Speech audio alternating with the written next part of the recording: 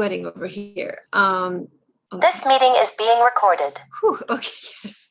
All right.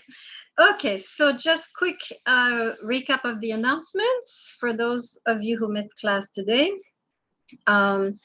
We are going to be studying, we're changing the syllabus slightly. We're going to be doing Plato, Rumi, and Kant this week. Rumi, I will upload and you will have it tomorrow. And then Kant is going to be on Thursday. And I'll put all of this in the announcements on Blackboard, but make sure you prepare Rumi for Wednesday and Kant for Thursday. That's the main thing you need to remember. Okay, good.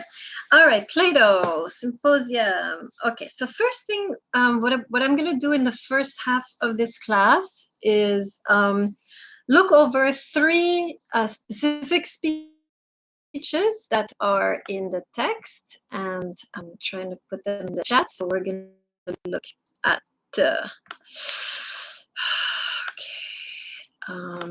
Pausanias, Aristophanes, and Agathon. So those are the 3 that we're going to be looking at today. And so what I'm going to ask you to do while I'm lecturing on those 3 guys, right?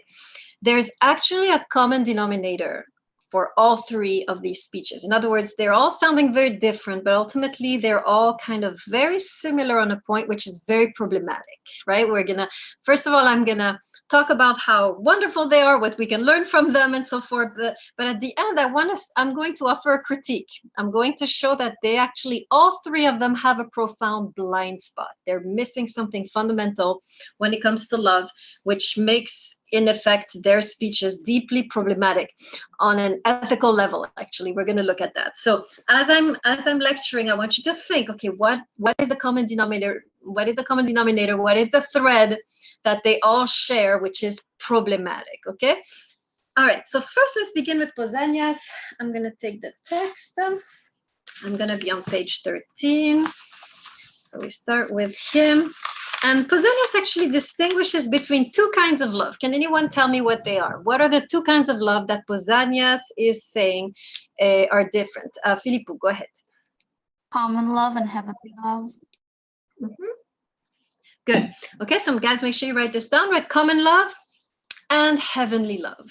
Okay, let me put in the chat.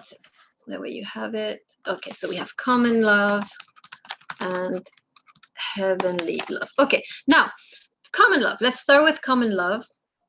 When you are, loving someone in a common way or in a low, vulgar way, right? Whom are you usually falling in love with? Who is a person usually that is attracting you when you are suffering from common love? Khalik, go ahead. It's a love between a man and a woman. Exactly. And so woman, right? When you fall in love with woman, and who else? Who else? Jalal? You're muted. Can you hear me? Yes. Okay, last time you didn't hear me. I was going to say the same thing as Khalik. It's between a man and a woman. And there's one more. There's one more there. Filippo? A young boy. Yes, very good. Yeah. So you either fall in love with a woman or you fall in love with a young boy. Now, here's my question to you. Why? Why? What's the rationale here? Why is Pausanias saying that? Is he insane? What's his reasons? Why is it that when you fall in love with a woman, you are suffering from this low kind of love, or when you fall in love with a younger boy, same thing? Can anyone tell me why he thinks this is a lower love? I'm curious if you caught that in the text. Jalal. From what I got, is because you're falling in love with their body. Exactly, you got it. Okay, so remember, right, the story of the cave, right? This is really, Pausanias is very Greek in this sense, right? He is. By the way, I look frozen on my screen, but am I? Can anyone tell me? You're good. If I'm good. Okay, great. So it's just my screen. Okay, so I'll just continue. If I get frozen, let me know. Okay, just holler at me, shout out. Okay, so I know, because on my screen right now I'm frozen. But this computer is so bad that it's probably the computer's fault. Okay, so yes, so if you remember Plato's cave, right? This is the issue of when you're stuck in the cave, you're stuck in the material realm. You're only interested in material things, which have to do with your immediate concerns, immediate material concerns, and you have absolutely no concept of the higher purpose that we are supposed to have as human beings, which is not just to think about how things should be, but how things ought to be. We should be thinking about ideals, right? The ideal good, the ideal love, the ideal just society, the ideal, and so forth, right? So that's knowing this, right? We know then that common love, right? When you fall in love with a woman or when you fall in love with a young boy, clearly you're not going to fall in love with their minds, right? Reason is that women weren't that educated, right? Women were, they didn't have much conversation as a result, right? You couldn't talk to them about philosophy. You couldn't talk to them about politics. So what are you loving then? Well, clearly the only thing left is the body. And the same with younger boys, right? What are you attracted to? Certainly not their intelligence or their culture or their, their knowledge. Then what is it that you love? Well, clearly their only thing left is the body, right? So that's the first thing that we see. And so that's why it's considered common love. Okay. Now, does anyone have a question? Because I don't see anyone anymore. Everything is frozen. So if you have a question, speak up. Any questions? Just speak up because I don't see your hands. I don't see your faces. My screen has frozen. In fact, is anyone still here? Yes? Yeah, we Speak? can hear you. We can Okay, hear you. good. This is so stressful. Like I don't see you. I don't see myself. I don't even know if somebody's on the other side of this computer. Okay, great. So yeah, so since I can't see you, if you have a question, just interrupt me, okay? Right? No, don't interrupt me. I'll ask you at the end of each section if you have questions and just let me know. Okay, so that's the first thing, right? Common love, you're clearly only attracted to the body. Therefore, you are in a way, when you love a woman and when you love a young boy, you are in a way stuck in the cave, right? You're not really able to, they're not helping you rise out of the cave. Now, the heavenly love, whom do you typically fall in love in the heavenly love? Just speak up, whoever wants to speak up.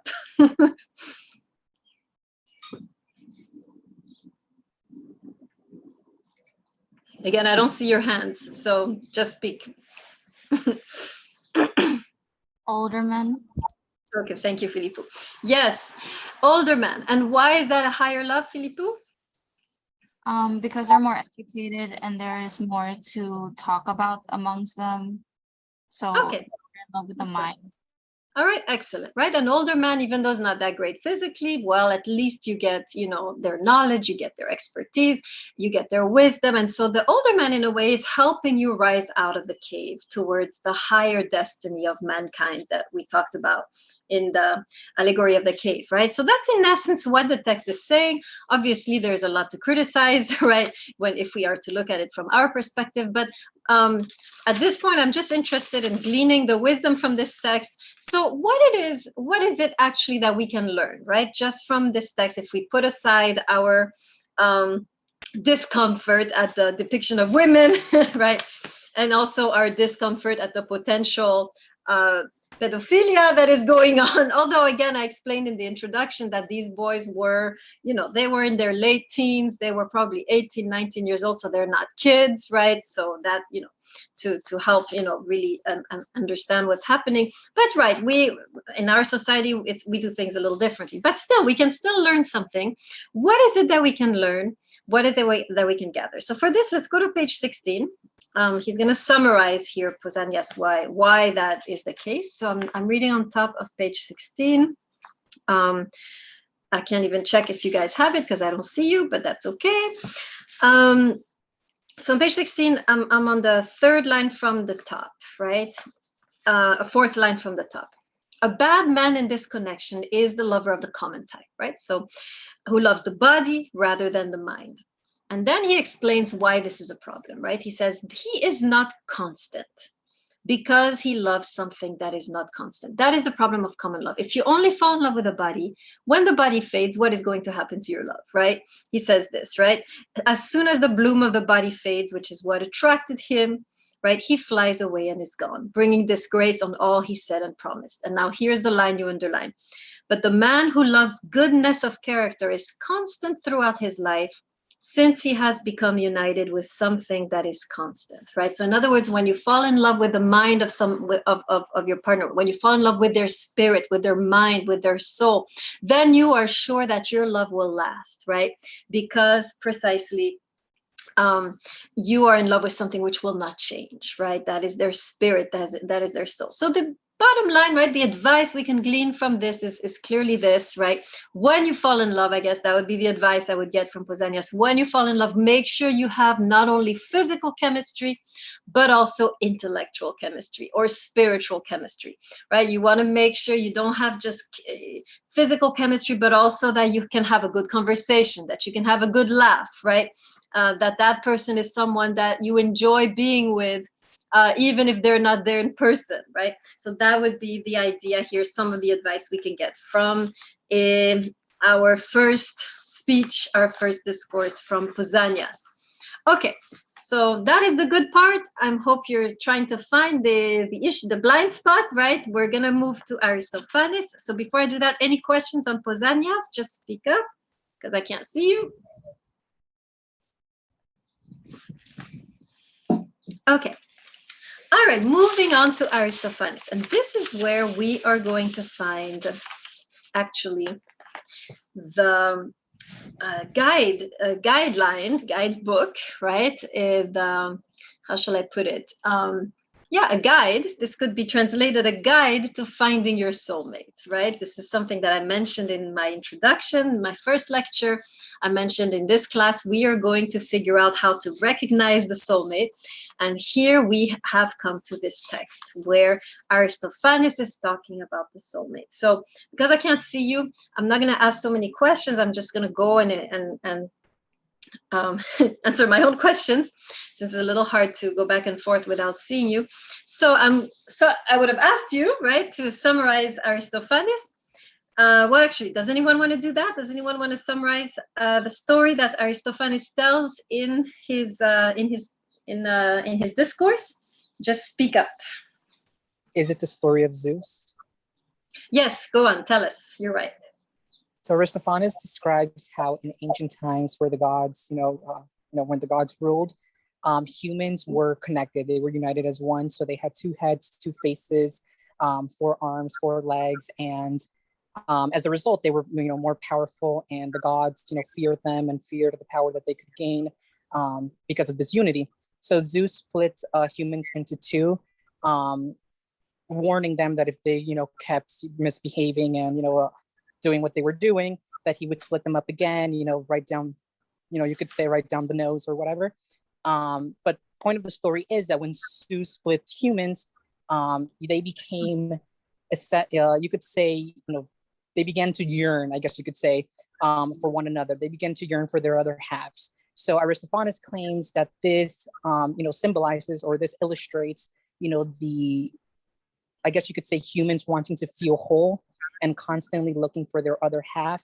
And he even goes as far as to claim that when this other half dies, we go in search of another half to take its place.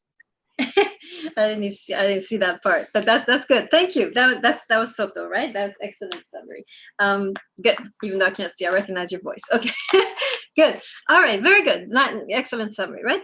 So in this story, it's a myth, right, where he basically tells us that once upon a time, all of us were bound to our other half. Right, once upon a time in the great antiquity of our own lives, right, we were each bound to our soulmate, right? And what happened, of course, at one point we were violently separated from them, and now we spend the rest of our lives, right, looking for that other half. And many of us resonate with this story. Many of us kind of feel like, there has to be in this world somebody that fits me, right? We sense that. We sense that it's not anyone could be with me. Not anyone could work. It has to be somebody who fits me perfectly. And I feel like they're out there and I'm looking for them. So if any of you are having that intuition that there is a match out there, that there is somebody who fits you and you only and nobody else, and you fit them and them only and nobody else, if you have that intuition, you are in the right text.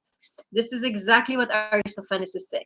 And of course, the $1 million question is, if there is really such a soulmate, how do we recognize them? Because it's very easy in this world to think that someone is a soulmate. You feel good with them, you have a great connection, you go to a party, they dance really good, and that must be my soulmate, right?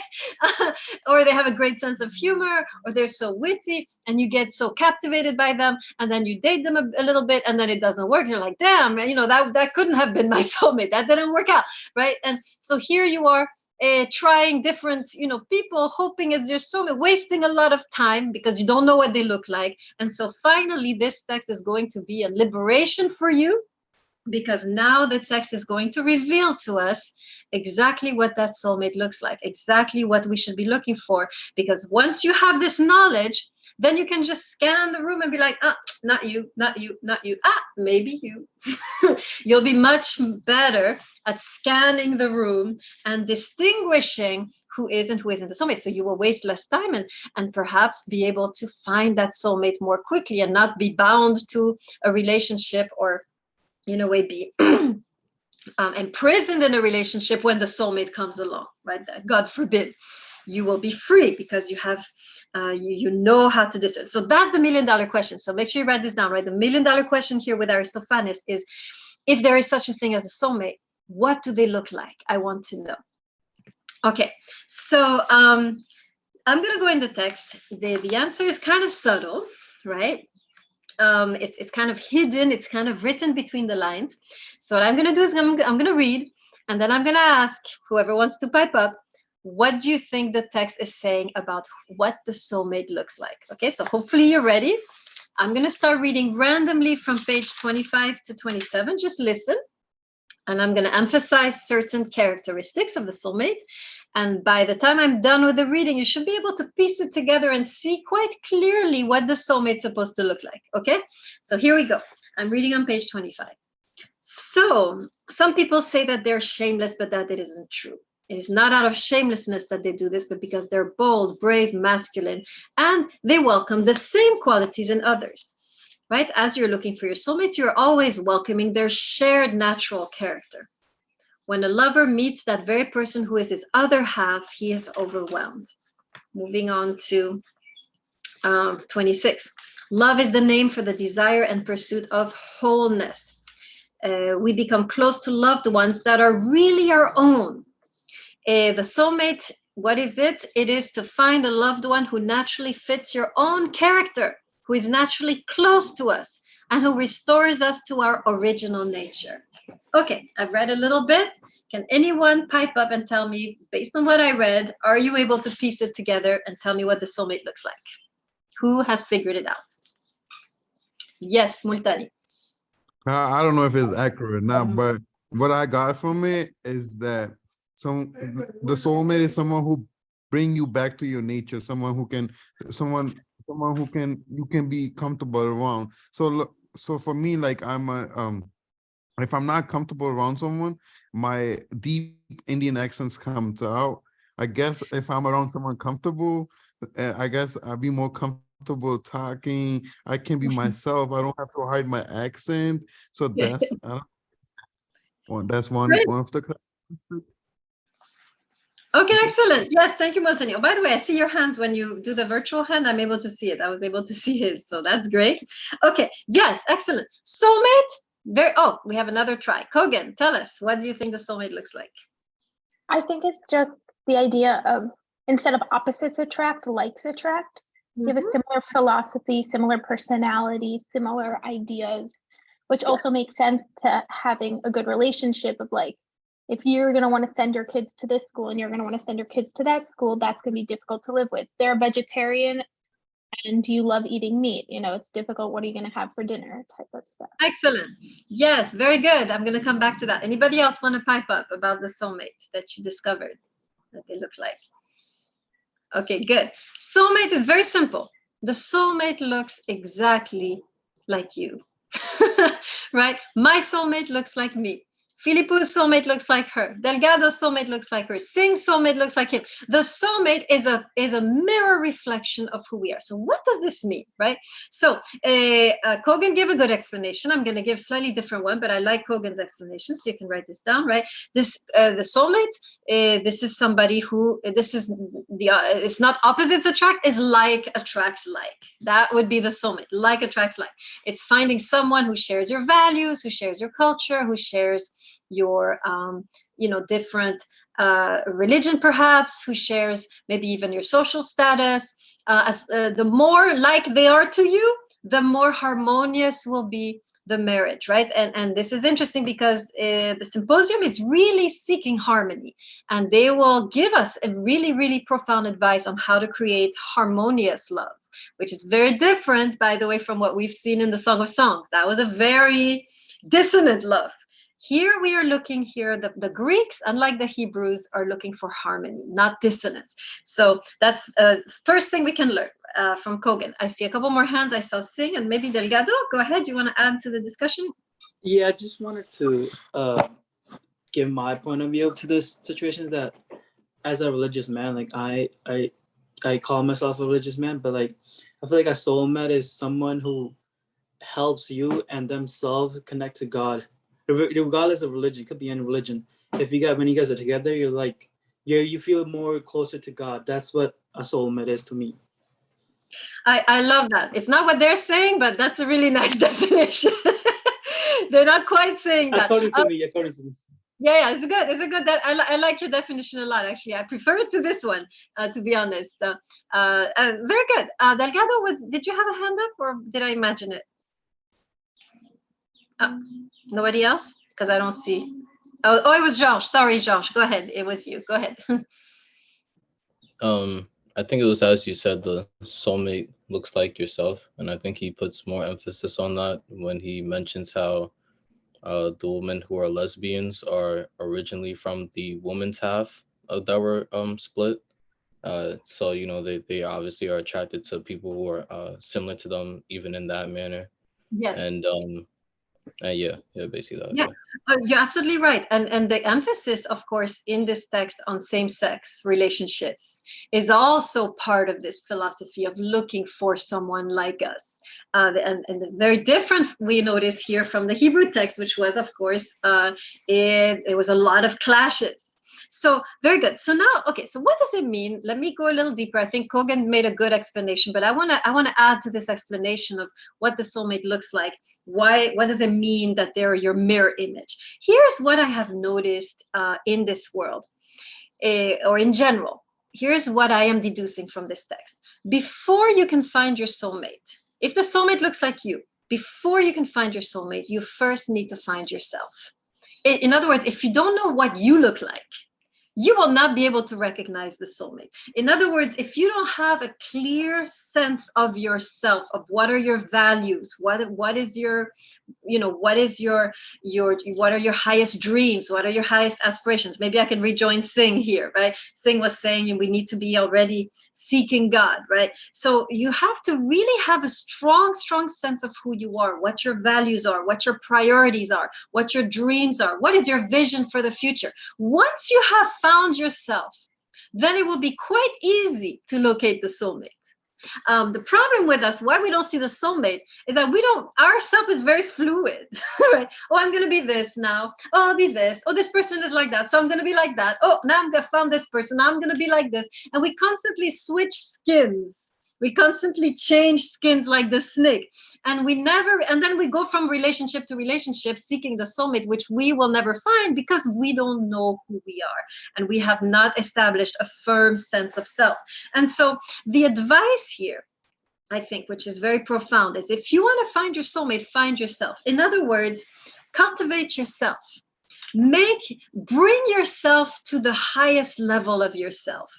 I like to say that like attracts like, meaning if you're in a bad relationship right now, look no further than yourself, right? We tend to blame the person. Oh, I'm with somebody who's so immature and abusive and blah, blah, blah. And we fail to realize that we attract, like attracts like. So if you have attracted this partner, look no further than yourself. It doesn't mean you yourself are abusive, doesn't mean you yourself are violent, but it could mean that you're an enabler, that you're in a way allowing this to happen, right? So it's very important, I think, to find the soulmate is to reach the highest level of oneself, to cultivate oneself and reach our highest self. Only then will you find in the world the mirror, a reflection of that. I like to talk in new agey terms, in terms of frequency, right? If you are a high frequency person, you will attract a high frequency person, right? Or we can use the word vibration. If you're a high vibration person, you will attract a high vibration person. If you're a low vibration person, you will attract a low vibration person. And so the key to find the soulmate is to really bring your vibration up. Be the highest version of yourself. Take the time to bring yourself to that highest version of yourself. And then you will attract the highest possible soulmate, the soulmate which is on your level. And so that's why I always tell students, if you're single right now, if you're not dating, perfect, right? This is the opportunity to really cultivate yourself and really know who you are, raise your vibration, so that then when you go back into the dating field, you are attracting like-minded people. And I would suggest, if you are in a bad relationship, and it's really, or if you are constantly, what's the word, have a series, if you're a serial bad dater, right? You constantly have bad partners, you should probably take a step back, spend some time alone, raise your vibration, and when you get back in the dating game, watch who comes to you, right? This is, I really believe this. If you're a serial bad dater, right? If you have constantly bad partners and they're always toxic and they always bring you down and they're always negative, take a step back, step out of the dating game, work on yourself, raise your frequency, raise your vibration, and watch what happens when you return in the dating game, right? So that, I think, is the advice that I would gather from this text, even though later we're going to criticize it. Right now I am seeing that indeed this is excellent advice if you want to find if you want to create a harmonious relationship. Okay, any questions or extra comments on the soulmate before we move to agathon? Just jump in or raise your virtual hand, which I seem to be able to see. Okay, all right, let's get into agathon. So agathon is on page 29. And how many of you remember who is agathon? Anybody can tell me who is agathon in the story? Is he one of the older guys or is he one of the younger guys? Just blurt it out. I know he's the Younger host. guys. Sorry. Who wants to go first?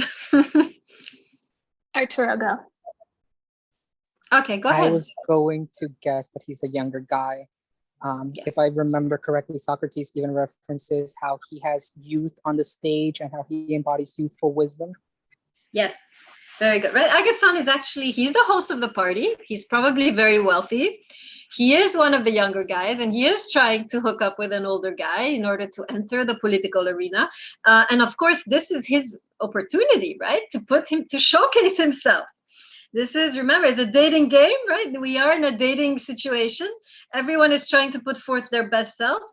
Out of politeness, because he's the host, they invite him to also participate. Even though up until now, only the older guys have been talking, because of course, only they have the wisdom. So it's unusual that a younger guy is invited to speak. And to be honest, he should have refused. And I will explain why. Agathon comes on this stage, and it's catastrophic. He just makes a complete fool of himself, and I'm going to highlight how. It would have been better if he had stayed quiet. And once he's done with his speech, Socrates actually demolishes him. So we have a very unhappy agathon at the end of this little section of the text. But let's look into how Agathon just messes it up completely. He really makes a fool of himself. So he begins, right? I'm on page 29 on the top.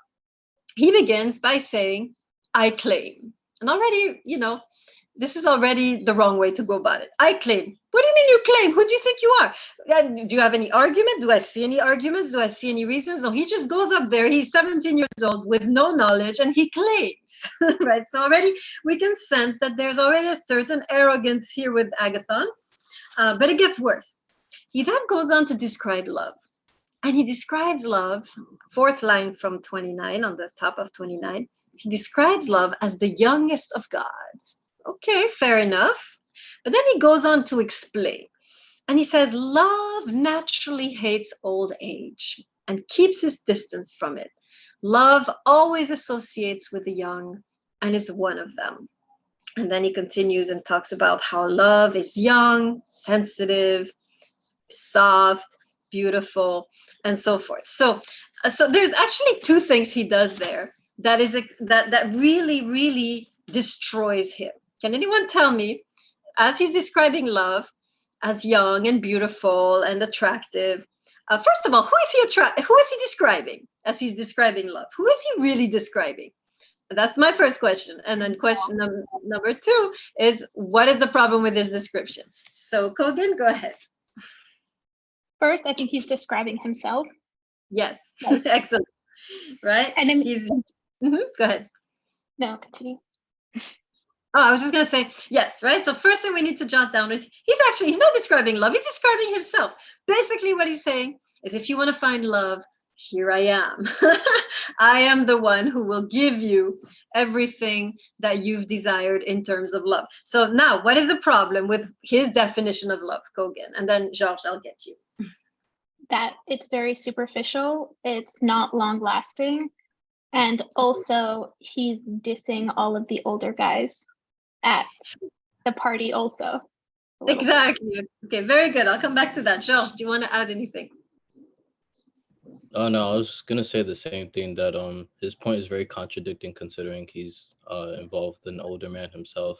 So if he believed that it was ripe within youth, then why wouldn't he not search for youth himself? Exactly, right? So he does two things. First of all, he's describing himself.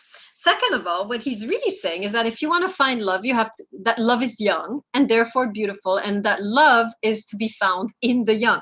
And so in a way, first thing he's doing is insulting every single older male in the room, right? Saying, y'all want to find love, it's over for you. If you want to find love, y'all got to come to the younger generation. So in a way, first of all, he's insulting every single older man in the room. So this is not good dating strategy, because he's saying love hates old age, I quote. But then he's also showing his ignorance. He's making a huge display of his own ignorance and immaturity. Because what did we learn from the allegory of the cave? That precisely, and Pausanias, by the way, right? Pausanias just finished speaking. We should not love just the body. We should love the soul or the intelligence of the person. And here he is saying, love is an entirely physical thing. Love is young. And love is basically a young body, basically saying that if you want to find love, it is in youth that you will find it and not in old age. So he's really showing here, because he's associating love with youth and with physicality, he's really showing how deeply entrenched he still is in the cave. He's really showing how unfit, how uncultured and ignorant he still is about the matters of love. And of course, he's making a powerful display of his own narcissistic personality. Basically, what he's saying, if you want to find love, love me. Love is about getting love. Love is about being loved. So make sure you write this down, right? The main lesson we're getting here, the main thing he's saying is love is to be loved. And before we completely destroy him, along with Socrates, we have to remember all of us have a little bit of Agathon inside. We all want love to be loved, right?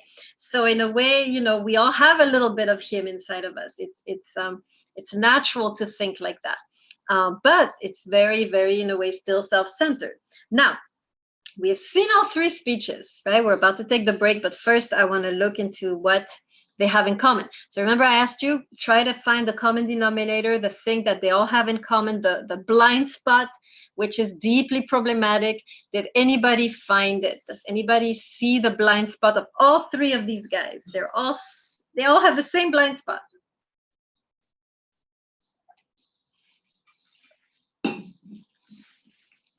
Kogan, go ahead.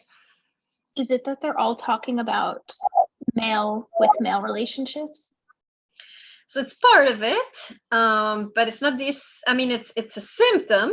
You're right, but it's still a symptom. It's not yet the essential problem. Let's see what Philippou has to say. Go ahead, Philippou. Is it that they're saying that like they're not pointing out any flaws of love? You're on the right track. That love is perfect? They're looking for harmonious relationships, right? What does this tell you about them? What are they missing here?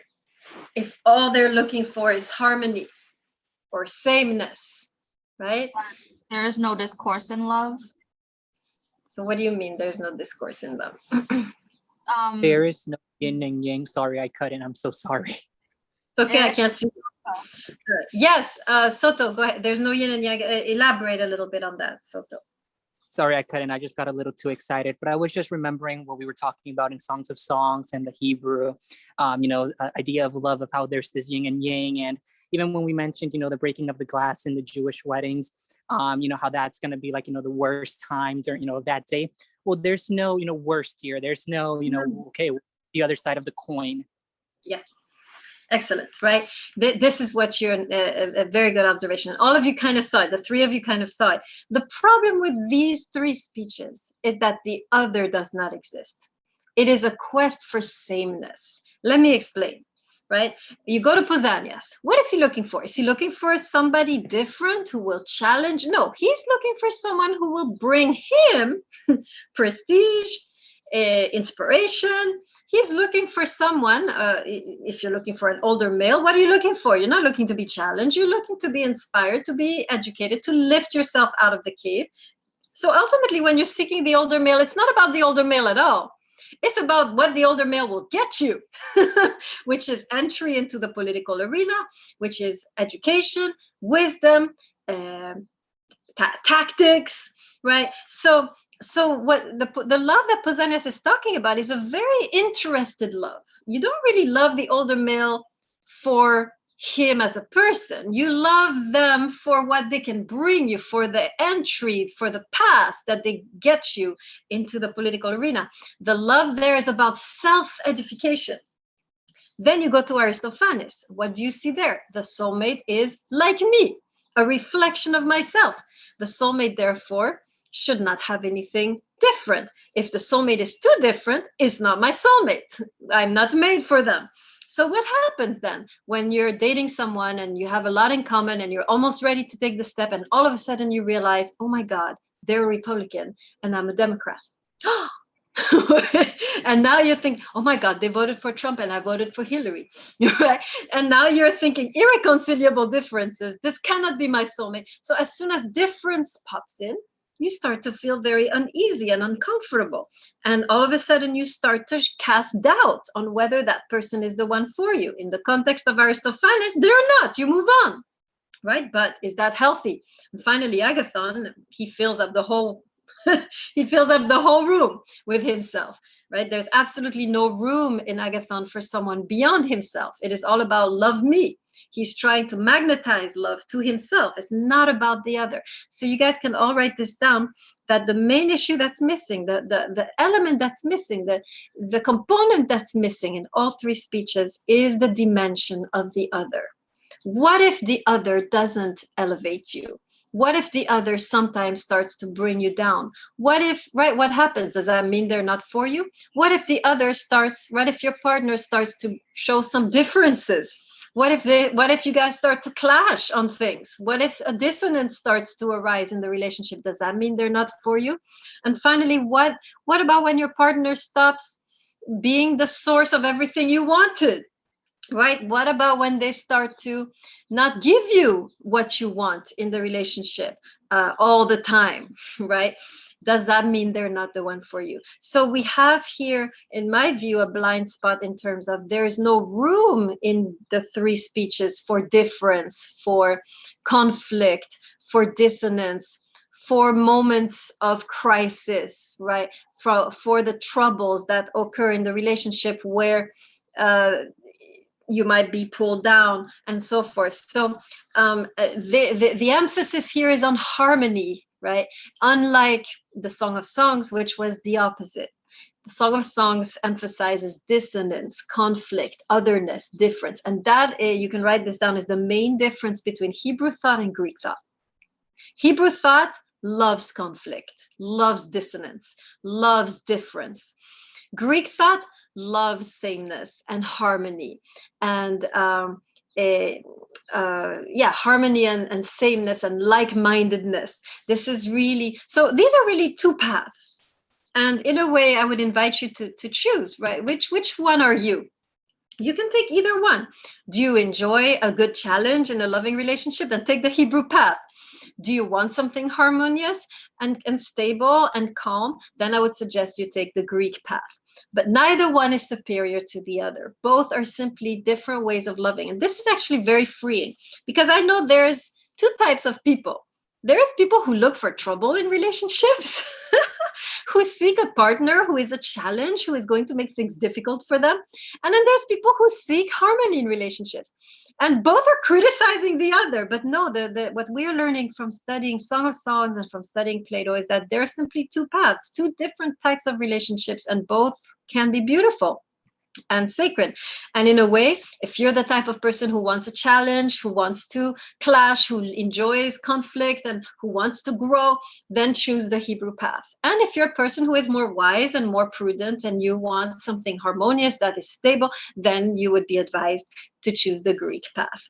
So that would be the two paths here that we have learned. But again, I would give a subtle critique of the Greek path, because there's, in my view, not enough room for conflict, for difference, for tensions.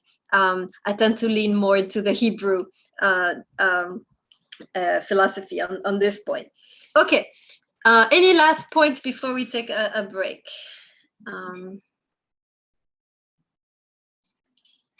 All right, let's take a break, like a 5-minute break until 4:17, a 3-minute break, 4:17 to 4:20. And then we will come back and start to look at Diotima. And what I'm gonna do is try to fix my screen while you guys take a break. So I'll see you in 3.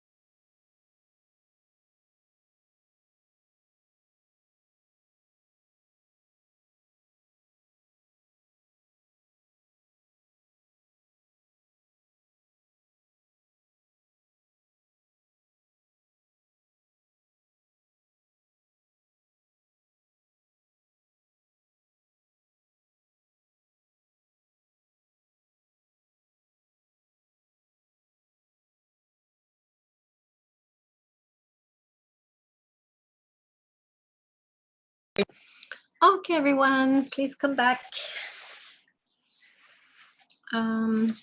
Please turn on your faces. Okay, I see a little movement. Good. I'm assuming that's your faces coming turned on. Still can't see you. Okay. All right. First of all, can you hear me good? Somebody say yes. Yes. Okay. Can you see me? Can you guys see me actually? Yes, Yeah. Professor. Yes. Oh, wow. Okay. Well, I'm glad you guys are having a great time. Okay. Good. All right. We are now going to go into Diotima. This is the last part of our so hold on. Last parts that we're going to study. So I'm going to write her name, Diotima. So that's the last speech that we're going to do. Okay. So Diotima marks a shift. And I remember reading in your reading assignments, a lot of you were complaining that this was a misogynistic party. There are no women, and then they're bashing women and so forth. And you're right. And this is again, this is all part of this Greek mentality that is seeking sameness. We just talked about that, right?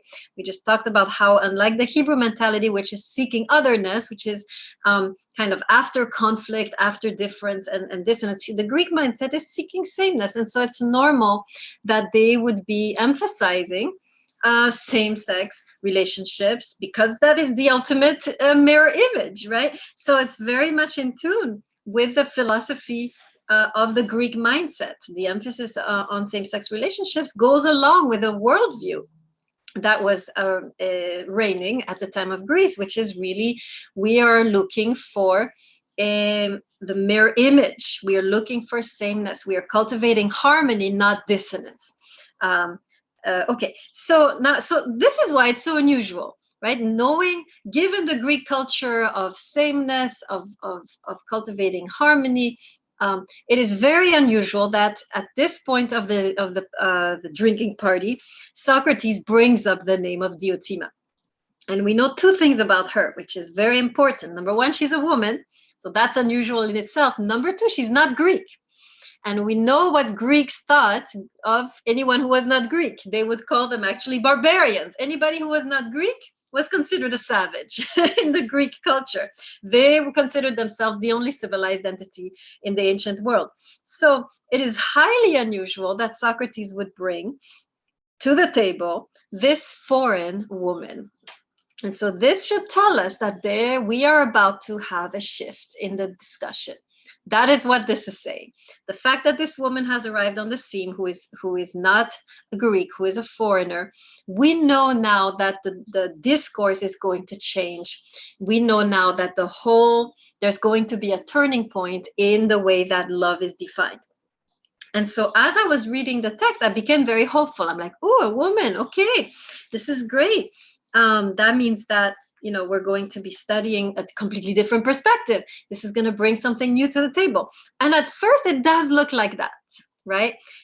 She begins to talk from a very specific vantage point, which is the vantage point of the feminine body. So she starts to talk about love as a woman would, and she emphasizes two aspects. I'm going to put it in the chat. She emphasizes love as desire, and then love as pregnancy. And both are very interesting. Both, in my view, are connected. In my view, they are right. They are connected to the feminine experience, to the feminine embodiment. And I was very excited when she started to speak. And I was like, oh, finally, we're going to have a feminist, right, or a feminine or womanly definition of love, which is going to be different, which will enrich all of the definitions we saw so far.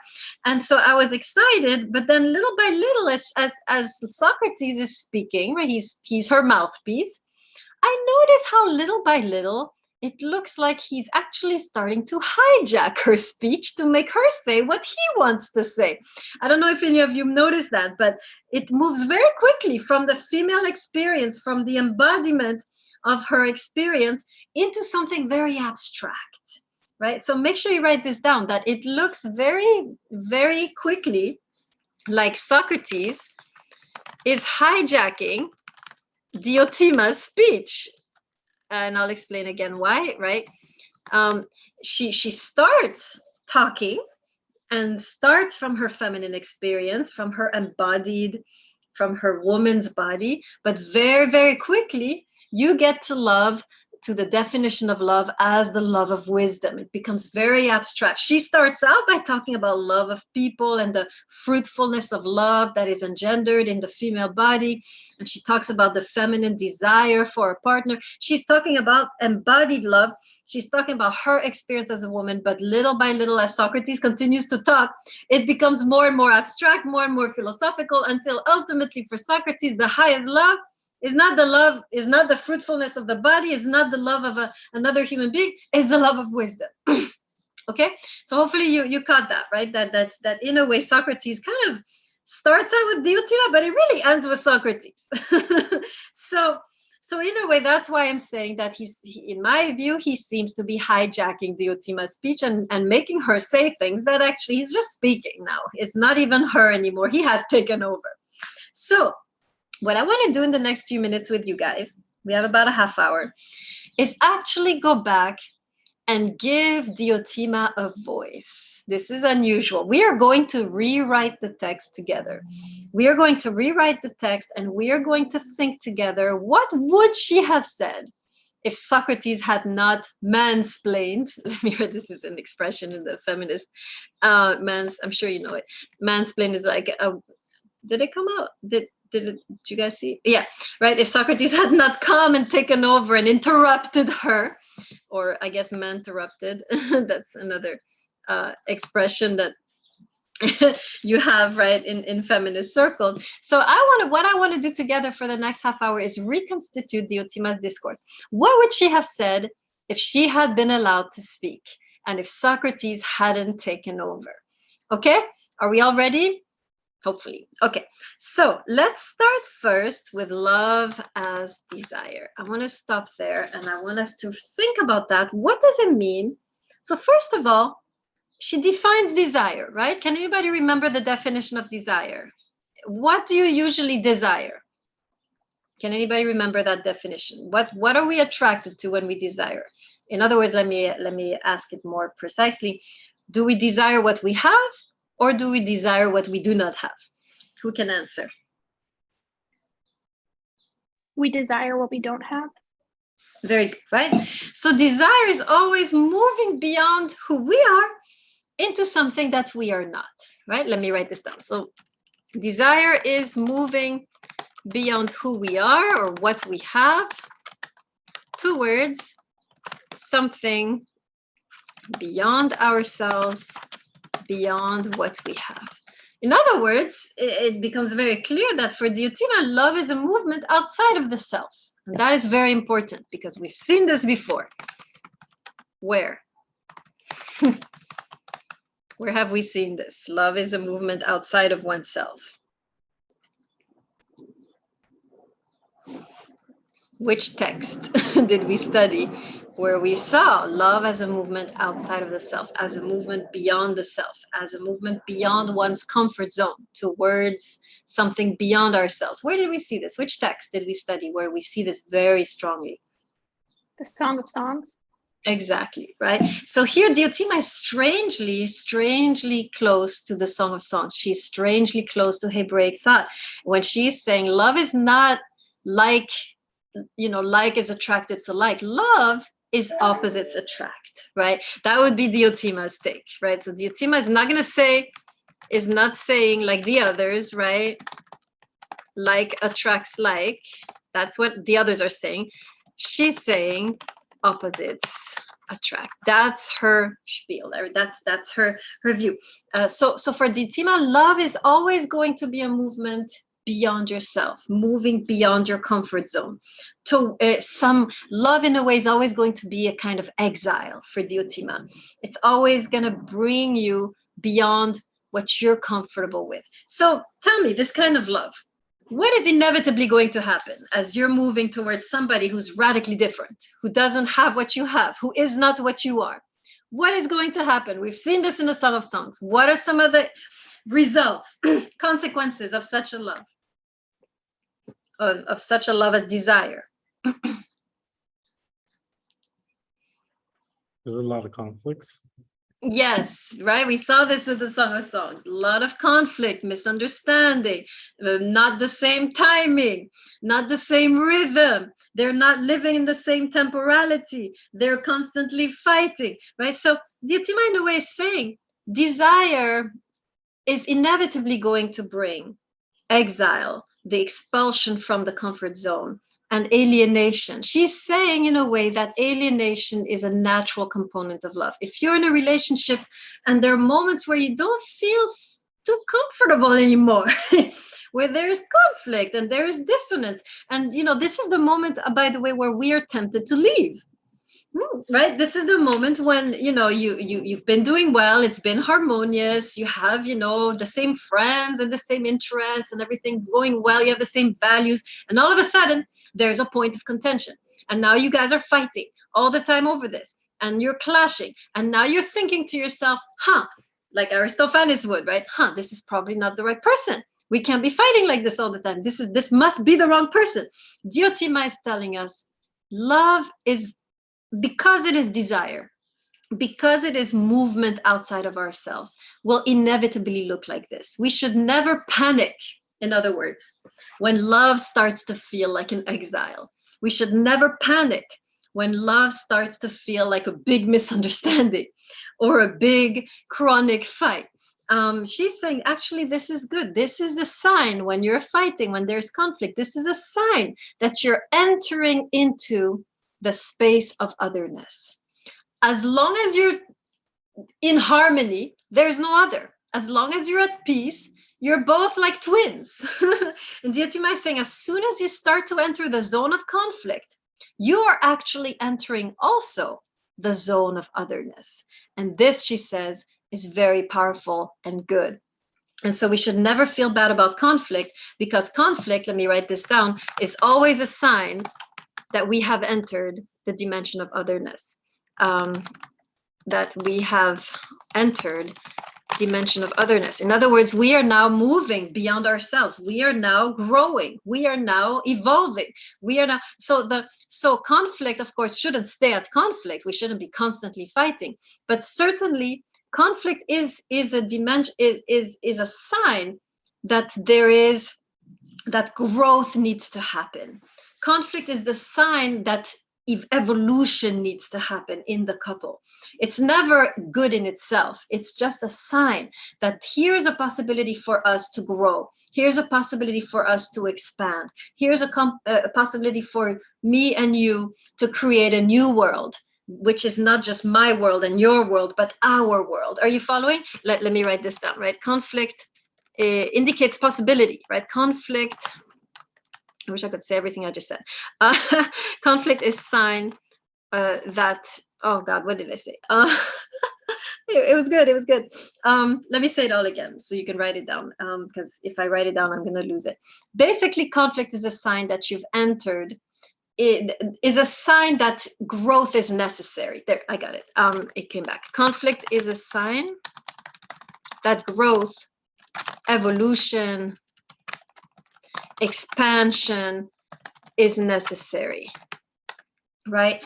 It's opening up the possibility of growth, of expansion, of evolution. When you have conflict, we should never stay on the conflict, right? The conflict is simply a door. The conflict is not an end in itself. It's not a destination. It's a door into. It's a door which is telling us, here we need to grow. Here we need to evolve as a person or as a couple. Here we need to expand our world, right? So this is, conflict is the expansion, is the door towards the expansion of my world and your world into a third entity called our world. I have a friend who's doing, he's doing some peacemaking work in corporations. He's also a philosopher. And he tells me, right, when he's trying to help me with my conflicts, he says, listen, you have your world, they have their world. Why can't you both create a new world, which is broader than just your world and his world, right? So this is kind of what Diotima seems to be saying, is that love is supposed to broaden our horizons. And we have conflict when we don't want to broaden our horizons, when we want to stay in our small world. That is why we have conflict. Conflict is a sign. I don't want to broaden. I want to stay in my small world. And Diotima is saying, no, expand. This conflict is asking you to expand, to grow, to evolve, and take that invitation, enter that possibility, and you will see that love will bring you into a whole new world. Am I making sense? Any questions or comments on that?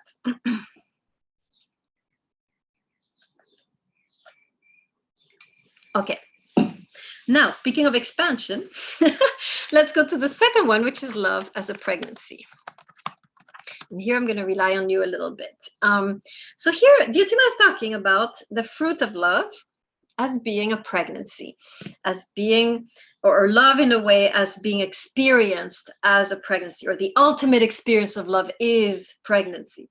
So, of course, not all of us can become pregnant, but what I'm curious here is love as a pregnancy as a metaphor. And I want to ask you guys what you think.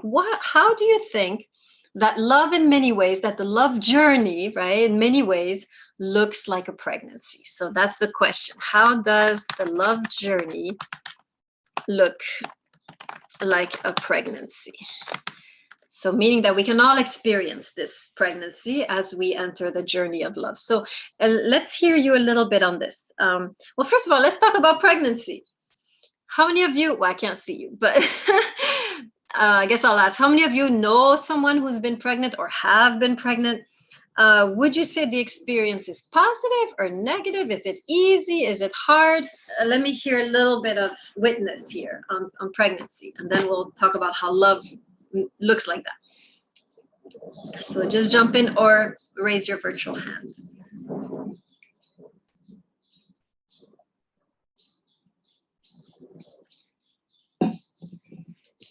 Oh, silence. Can you hear me? Ah, good. Okay, Kogan. Kogan and then Josh. I guess that love can be, pregnancy can be, you know, exciting, but it's also stressful. The woman goes through a lot of changes that are sometimes unpleasant. It's also a moment, can bring a couple closer together, but could also create lots of conflict of the stress of getting a house ready for a baby and a life ready for a new baby that they have to take care of.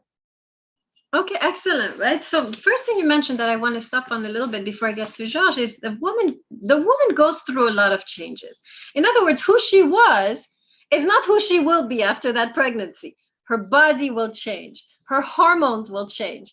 Her emotional biochemistry will change.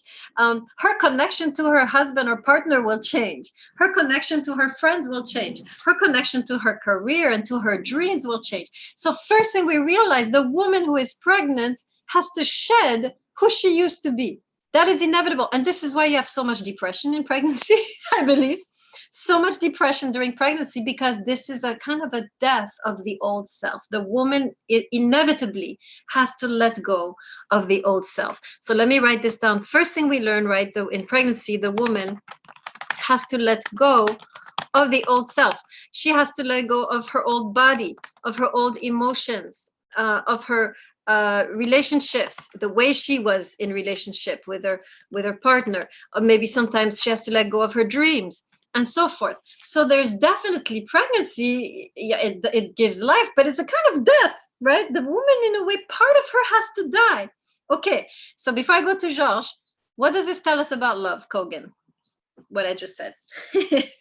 That love requires sacrifice, and it's not always a pleasant experience, and it changes you, but the changes aren't necessarily bad, they're just different.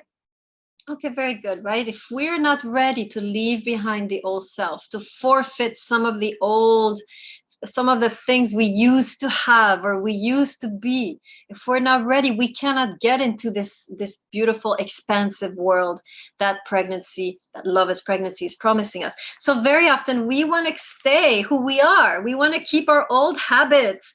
We want to keep everything intact, who we are, what we look like, how we interact, how we want to keep. And love is going to ask us very quickly to shed the old self, because the journey you're on, the journey that awaits us, you have to have a new self. You cannot go there with an old self. I'm reminded here of the words of Jesus for some reason, where he says, you cannot pour new wine into old wineskins, right? We have to we have to expand the vessel if we're going to have the exciting journey of love. We cannot stay narrow and small. We have to expand the vessel. Yes. Okay, Georges, go ahead.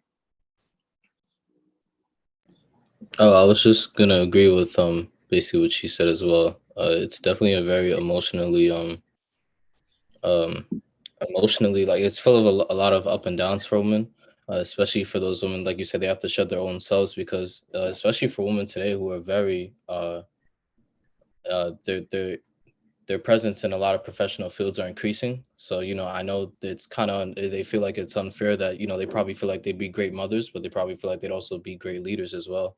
And, sometimes you can't always have the best of both worlds.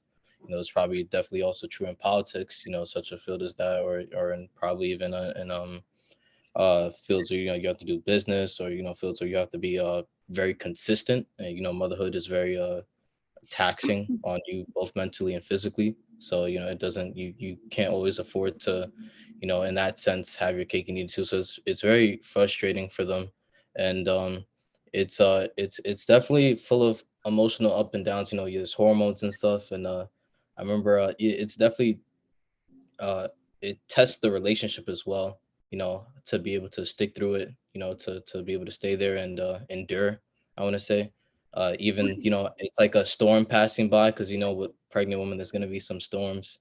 And I say that because I remember there was a scene in an old movie before. I forgot the name of the movie, but basically his friend's wife was pregnant, and he was explaining to his friend, like, because his wife had been pregnant before. He's like, yeah, it's not gonna be the easiest thing. He was like, one day she's gonna be throwing up over a toilet, and she's gonna look over to you while you're sitting on the bed, and she's gonna say, you son of a bitch, you did this to me. And so it's Excellent. definitely some up and downs. Like, they don't really mean it. It's just something that's it's emotional up and down. So you just have to uh, understand that it's something that they're going through. So I definitely say, yeah, it's definitely something that's it's an emotional wreck. Okay, excellent. So before I get to Delgado, let me just elaborate on what you just said. So yes, the pregnancy is going to test the relationship. There will be conflict because that woman will be going through all kinds of, she's going to be ultra sensitive about everything, right? The smells, the sounds, something you said just now, right? And so forth, right? So there's going to be conflict, and there's going to be chaos, and there's going to be a lot of upheaval. And the key, of course, and pain to a certain degree, even physically, right? The woman is going to begin to experience pain. The moment of birth is painful. Imagine when she's at 4 months, she says, you know what, I'm done with this. This is too hard. And she's like, let the hell with this baby, right? So this is how we are. And of course we would tell her, no, keep it up. Eventually it's going to be beautiful. You're going to give birth. It's not going to be forever. Likewise, in a relationship, there will be moments where you want to be like, the hell with this partner. I don't want to keep going. And what the text is saying, what Diotima would whisper in our ear at that moment is, keep going until the moment of birth. If you give up too soon, you will never experience this expansion that awaits you. And so perhaps here Diotima is teaching us here that perseverance is needed. Don't give up in the middle of the process. It's going to be hard. It's going to be painful. And love too is going to be hard and painful. And if you stick with it, there can be a rebirth, right? If you stick to love through the difficulties, there can be a new birth of your love. And very often we miss the birthing process of the couple, the birthing process of the love, because we give up too soon. We don't realize that the pain we're going through is actually pangs of birth. And we think it's just that it's the end, but actually it's the beginning. I mean, I want you to imagine, before I get to Delgado, I want you to imagine how the baby is feeling, right? I don't know if y'all remember, nobody does probably, but imagine the baby sitting there, chilling in the water of his mother's womb, is all good, and all of a sudden, a huge contraction, paf, right? And then paf, he's flipped upside down. And now he's moving and everything is closing up on him and he can barely breathe and he's getting pushed out. I mean, for the baby, it's the end. I mean, if I was that baby, I'd be like, it's over. Goodbye, everyone. It's been good, right? It looks like complete end. It looks like the horrible death process. The baby's flipped upside down, is being pushed through a narrow passageway. I mean, that looks like death. And all of a sudden, the baby realizes, oh, I was actually being birthed.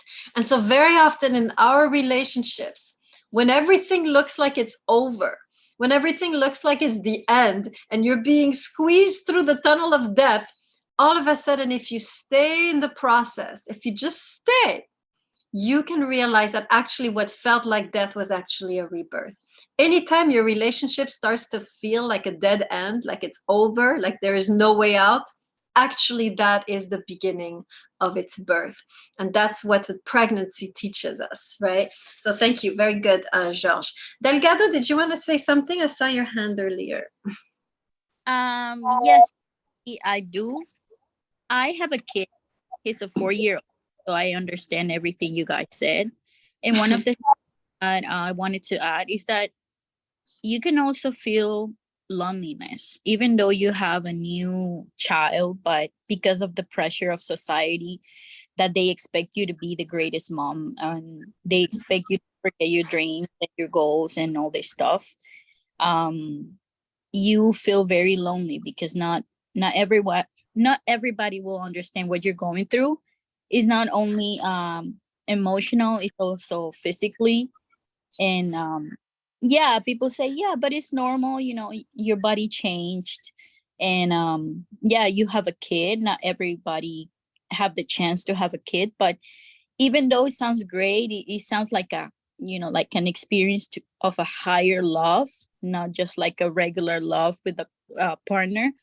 But you tend to feel lonely, when you try to be as the best that you can, but at the same time you try to fulfill everyone else's expectations, and you tend to forget yourself. And that's why I think, well, sometimes I go through that, but when I get sad, even it's hard for me to share my feelings with some family and friends, because I know I will be judged and they will be like, oh yeah, but things will get better. Yeah, things will get better eventually, but at this moment you don't understand what I'm going through. So I think it's complicated, but it's a nice thing to experiment, I would say. Yes.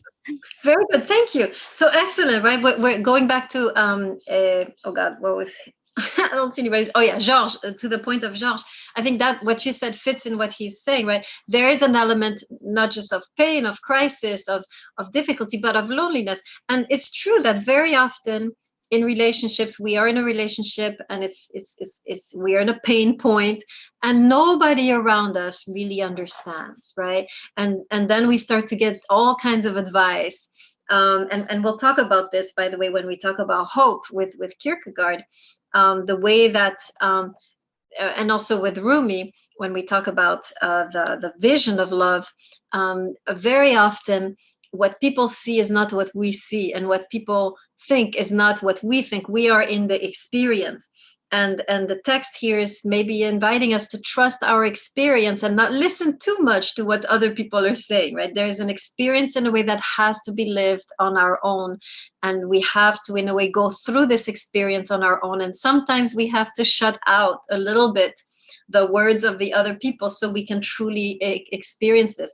Many people will see you struggling and they will want to rescue you. But actually, what you truly want is to go through this, right? Or what we should truly want is to go through it, not to be rescued from it.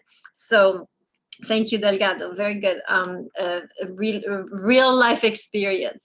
Anybody else want to add anything about the pregnancy, love as a pregnancy?